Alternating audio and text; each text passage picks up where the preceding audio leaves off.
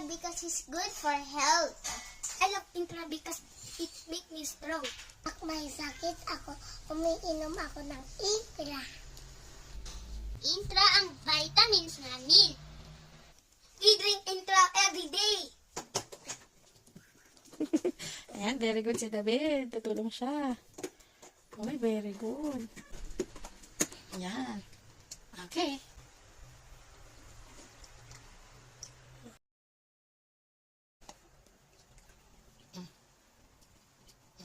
I think You want more?